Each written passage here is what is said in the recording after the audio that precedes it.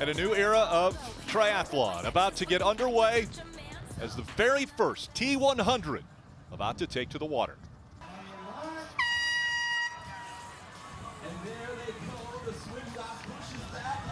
Well, the men are in the water for the very first T100 World Tour event. And it comes to you from South Florida and Homestead Miami Speedway. I'm Rick Allen, and I'll be with you for the next few hours as these athletes give every ounce of energy they have. And so out in front early as they've made the first turn and heading back to where they started, it is Sam Laidlow, the defending world champion. We'll see if he can hold off the hard competition as we continue. Jack, talk us through it. Sam Laidlow's first out of the wall. Aaron Royal right on his feet. Rico Bogan, he's just tripped over. It is very sandy. Alistair Brownlee's next. Ben Canoe. We've got Daniel Bakkegaard. Jason West and Matthias Margier are in that group. They're the two big people you wouldn't have expected to be there. And at the back of it, Yuri Kulin. No one would have expected Yuri Kulin to be there. David McNamee's out next. He's about 15 seconds back. That's where Magnus Ditlev is. Magnus Ditlev is out now. He's 20 seconds down on the lead group. That's a big gap because that gap's only going to continue to grow, and that front group, having seen who's around them, will be motivated knowing Magnus isn't there. Magnus didn't look that good. There's no hiding when it's 100, over 100 on the pavement. So we've got Rico Bogan coming out of the water first. Aaron Royal's there with him, Sam Laidlow. Rico Bogan really strung that out late. Alistair Brownlee was out fourth there.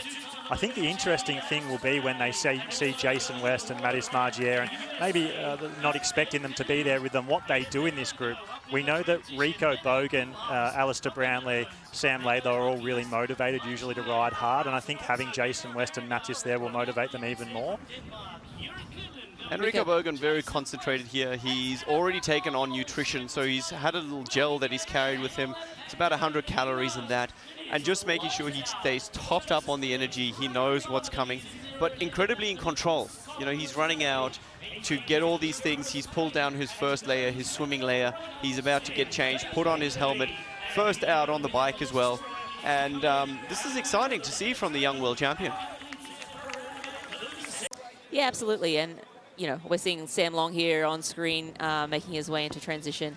But yes, going back to drafting, it is not allowed. And we do have Race Ranger intact here in this race where the athletes will have a light on their bike that will go red or flash when they get in those draft zones. So it's, you know, another way that the athletes can police themselves. Obviously, there are draft marshals out on course that will be following along with the athletes and make sure everybody is evenly spaced and not, you know, trying to get an unfair advantage. I think that's the main thing here. No one's trying to get an unfair advantage, and if they are, then yes, there will be penalties given.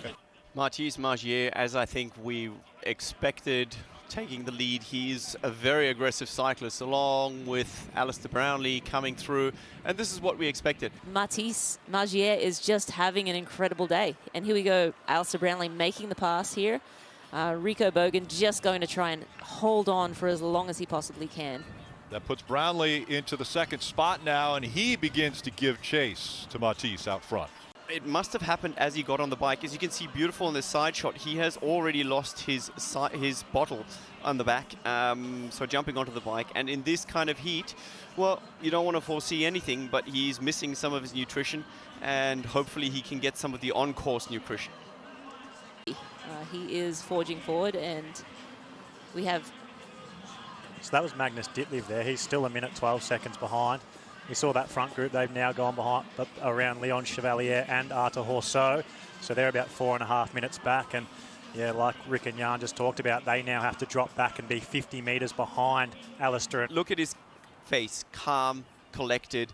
And considering he's probably putting about 500 watts through his pedals right now, all these athletes have power meters and their effort is measured.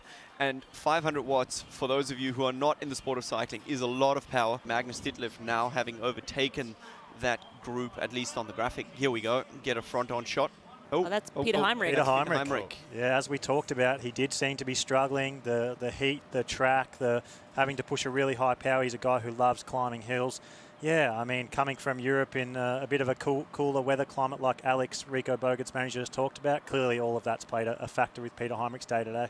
Sorry, I'll just pause there because is that Jason West we're seeing? It is. That is Jason West being lapped. Yeah, that's crazy. Not many people would have thought that before the race, that it would have happened this early. Oh, no. That's Bradley Weiss. Jan's training That partner. hurts me to see. I mean, he's come from South Africa. He's come a long way.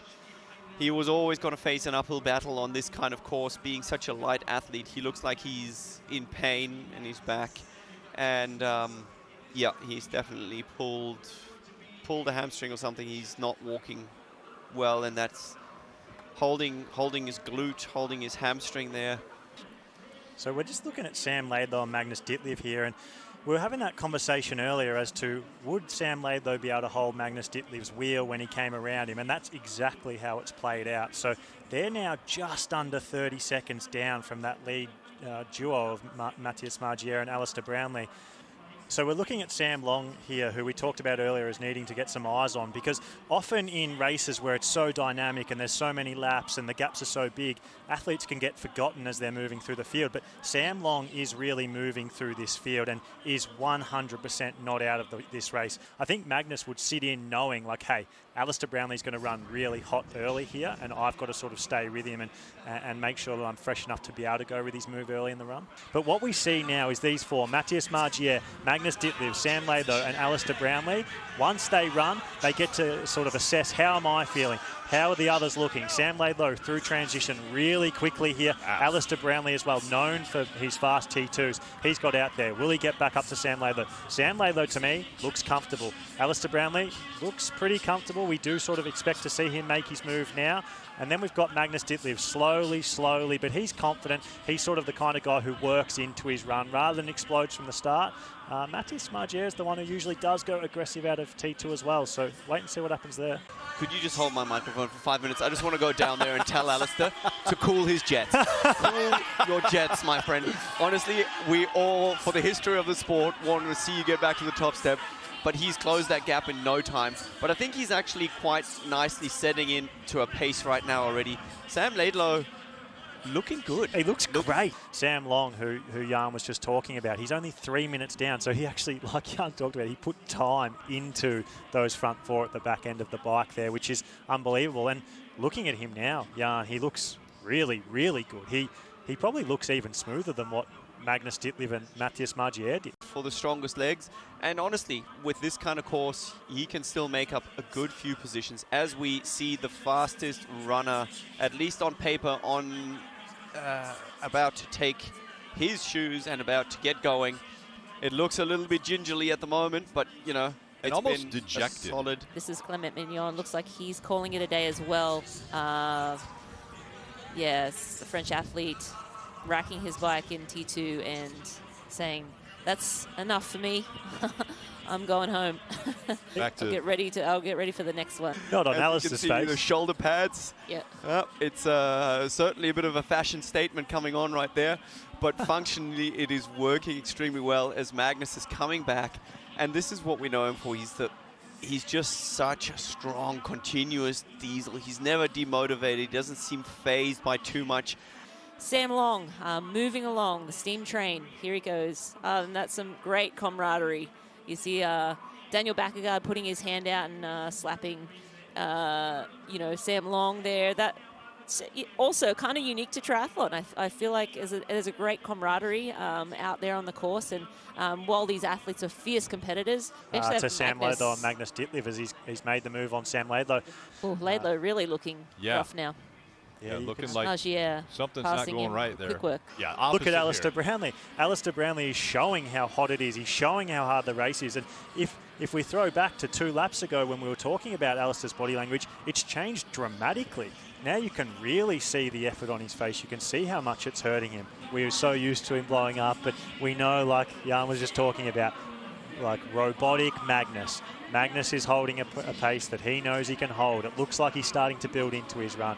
That gap's come down by 5 seconds. Can Alistair Brownlee hold on or not? I'm literally just on the edge of my seat with this. As we see Jason West, he's run his way into the top 10. He's put 2 minutes into those front 4 off the bike. Remember, he was 7:30 down off the bike. Now he's only 5:40 down as well. So he's another one who's moving fast. But yeah, that time gap. He's coming to a walk. Here we go. Grab the ice. Somebody tell him about the ice. Is there ice on this? Oh yeah, there is. Oh, this is a long stop in Yeah, this is the first station. time we've really seen Alistair slow to a walk almost.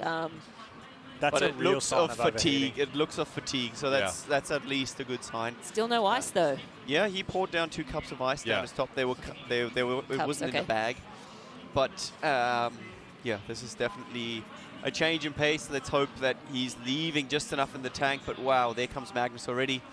That gap is really closed because of that aid station. Sam Long is in view now too. So he was 2 minutes back at the last time check. 1:55 back, my mistake, at the last time check. So Sam Long is coming like a steam train back there. Yeah, I think Alistair Brownlee, he's well aware that he has some top-notch athletes coming up on his shoulder, and he's just doing everything he can to hold on to that lead. And this is it, the final lap. So Magnus Ditlev out in front. Sam Long has taken third away. There are the athletes. And you saw Magnus Sam, Ditlev. You saw Sam there. He wasn't messing around. He ran up onto his shoulder, kept the same pace, and you saw him put in a little bit of a sprint there. And Brownlee's right in front of him right now. Brownlee has fallen far enough back. There's Brownlee compared to Sam Long. There's the bell, the final lap. 2.5K. Oh, Brownlee turning around. He sees really Sam Long suffering. coming. The grimace on his face. And maybe that third position is still up for grabs for Matthias Magier too. Brownlee really struggling here. We can see that. This is for second. Sam Long taking second away from Brownlee. Now does he have enough in the tank to get Ditlev? There you And go. now There's the a crowd is right there next to Magnus Ditlev as he'll make his way onto the tunnel. You saw a little bit of emotion. He sort of slight fist pump as he was coming into the finish line here. Just great photos here of the crowd. The favorite coming in, Magnus Ditlev. Giving high fives to the crowd as he comes to the finish line, the first ever winner of the T100. And it goes to Magnus Ditlev. Yeah, and you can see he's excited. Of course he's going to be excited. This is big deal. He gets crucial points that go towards the overall to be the PTO T100 World Champion at the end of the year.